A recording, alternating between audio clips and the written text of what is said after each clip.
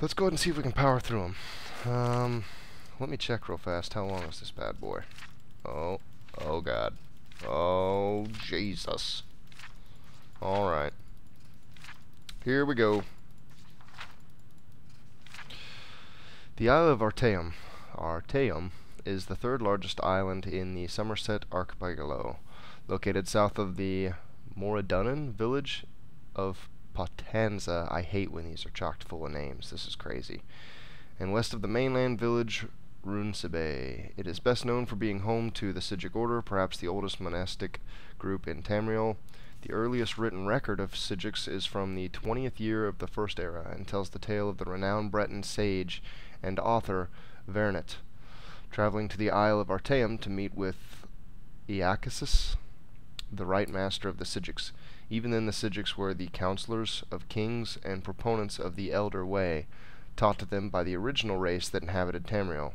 The Elder Way is a philosophy of meditation and study, said to bind the forces of nature to the individual will.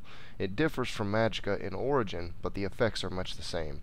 That said, it is perhaps more than coincidence that the Isle of Artaeum literally vanished from the shores of Somerset at the beginning of the Second Era, at about the time of the founding of the Mages Guild in Tamriel. So weird that those happened in tandem, right one after another. Various historians and scholars have published theories about this, but perhaps none but Iacasis and his own could shed light on the matter. 500 years passed, and Artaeum returned. The Sigics on the isle consisted of persons, mostly elves, who had disappeared and were presumed dead in the Second Era. They could not, or would not, offer any explanation of Artaeum's whereabouts during that time, or the fate of Iacasis and the original Council of Artaeum. Currently the Sigics are led by the lore master Celerus, who has presided over the Council of Artaeum for the last 250 years. If he's an elf, that might make sense. If he's a man, wow, he has powerful magic.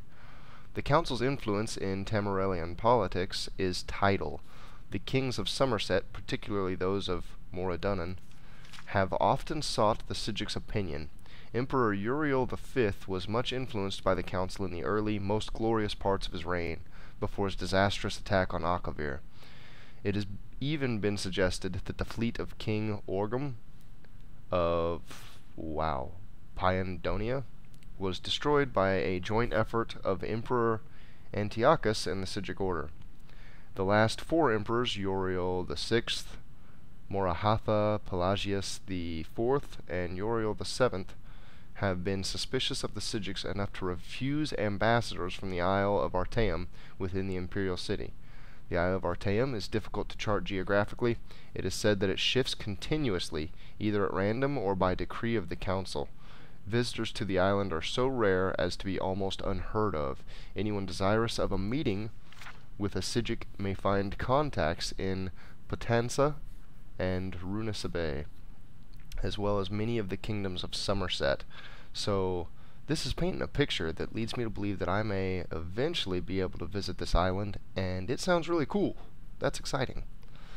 Were it more accessible, Artaeum would be a favored destination for travelers. I have been to the isle once and still dream of its idyllic orchards and clear pastures, its still and silent lagoons, its misty woodlands, and the unique Sigic architecture that seems to be as natural as its surroundings, as well as wondrous in its own right. The Sepura Tower, in particular, I would study, for it is a relic from a civilization that predates the High Elves by several hundred years, and is still used in certain rites by the Sigics. Perhaps one day I might return. Note: the author is currently on the Isle of Artaeum by gracious consent of Master Sargenius of the Council of Artaeum. Alright, so there's book 1. That described their island pretty well and taught me a little bit that I didn't know. I don't think it said anything really that was probably going to be necessary for this next conversation, but I will continue on. Night of Tears, Draenor Seleth. Sarthal holds a prominent place in Skyrim history, even if most do not remember it by name. It is of course the site of one of the first major Nord settlements, one of the first cities of men in Skyrim, and the earliest known capital of their civilization.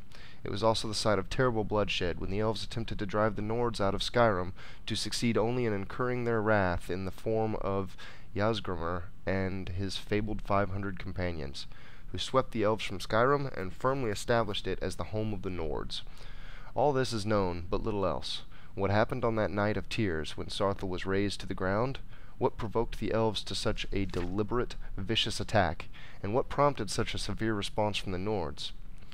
Vingalmo's treatise on the Altmer antecedent suggests that the elves of the Merethic era, along with their counterparts the early Dwemer, possessed a degree of sophistication unparalleled in Tamriel.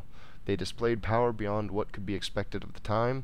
While a distinct explanation is not given for this, I believe that this work, compared with the early writings of Hesef, Shirinus, I don't know, that's a weird one, suggests that something greater was at work on that night in Sarthel.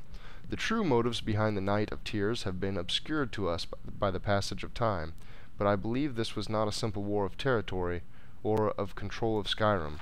I believe that what happened was a significant event based around something very particular. The Nords found something when they built their city buried deep in the ground. They attempted to keep it buried, but the elves learned of it and coveted it for themselves. Thus they assaulted Sarthel, their goal not to drive the Nords out, but to secure this power for themselves.